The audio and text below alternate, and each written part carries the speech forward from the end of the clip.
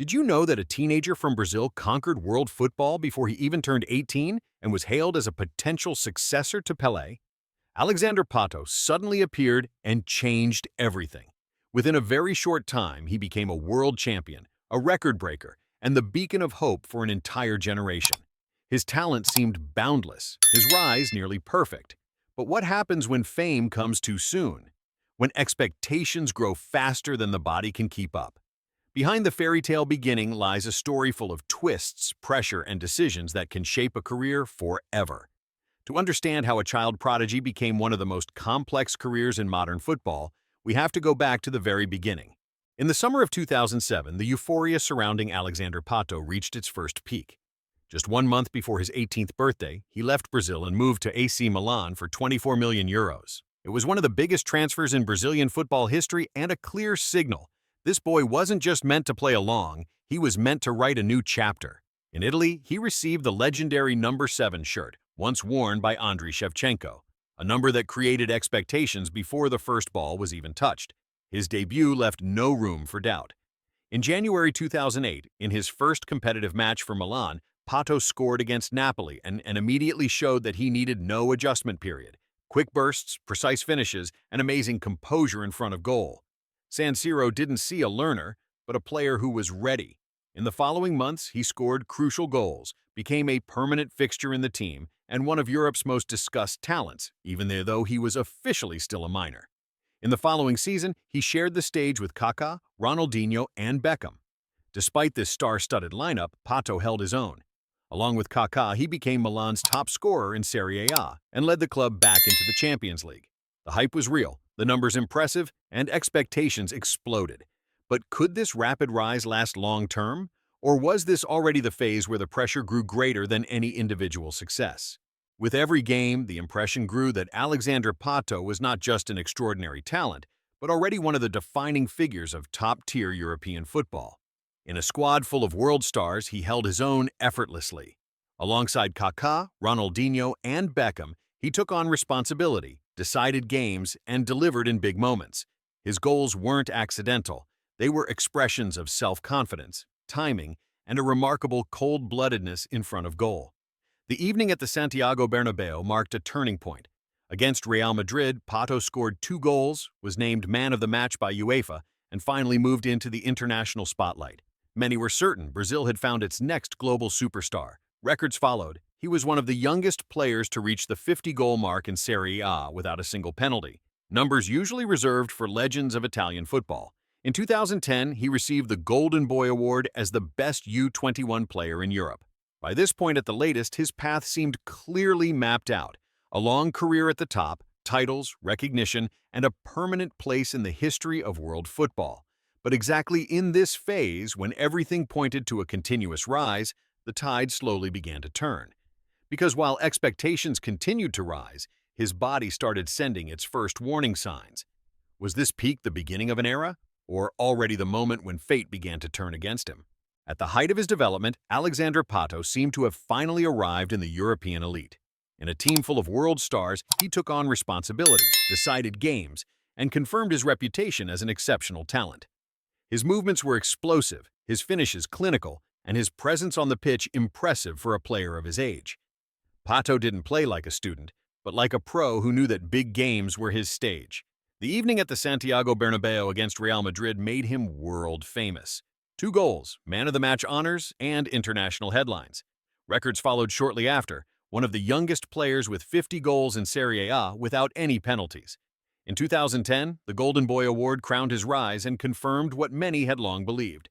This player was destined for great things. But at that exact moment, when expectations and fame reached their peak, something began to change. His body spoke up. The strain became noticeable.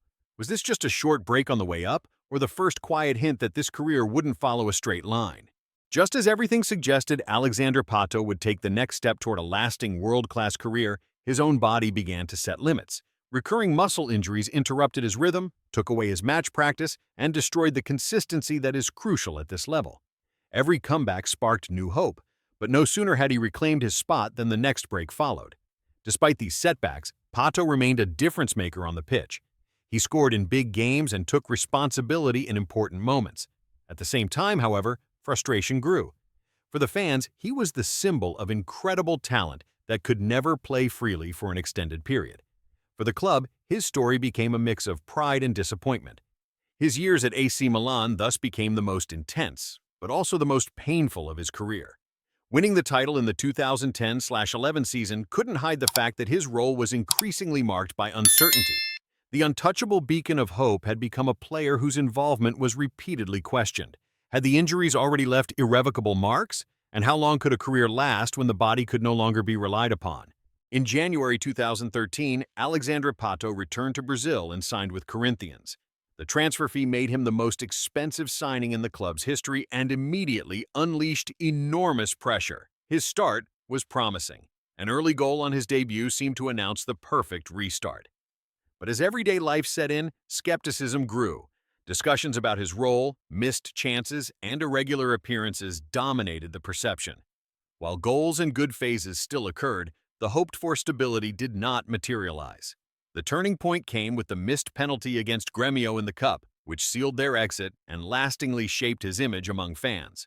Hope turned into doubt. A return became a difficult chapter. Was this step an attempt at a new beginning, or the moment it became clear how hard it had become to meet old expectations once again?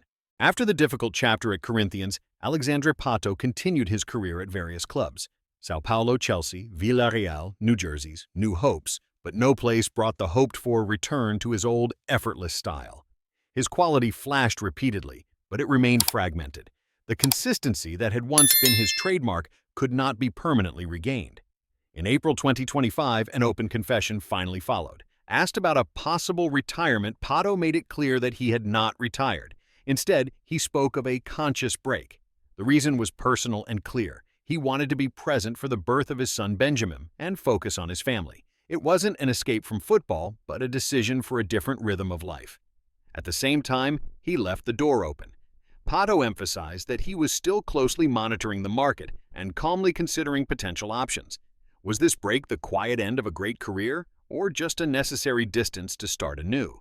Off the pitch, Alexandre Pato found a new balance.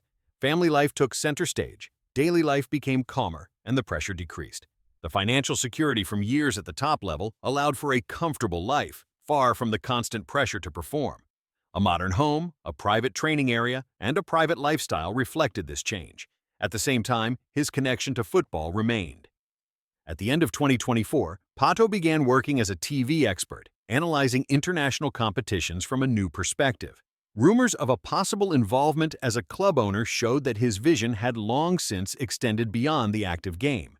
Was this the final departure from the pitch, or just a new way to stay loyal to football? Alexandre Pato's story shows how thin the line between child prodigy and reality can be. A career path full of highlights, breaks, and decisions that went far beyond football. From a celebrated, exceptional talent to a man who consciously took a step back and set new priorities. What remains stronger in memory at the end? The incredible potential or the courage to choose his own path? Leave your thoughts in the comments, drop a like, and subscribe to the channel if you want to see more stories about great careers and their hidden sides.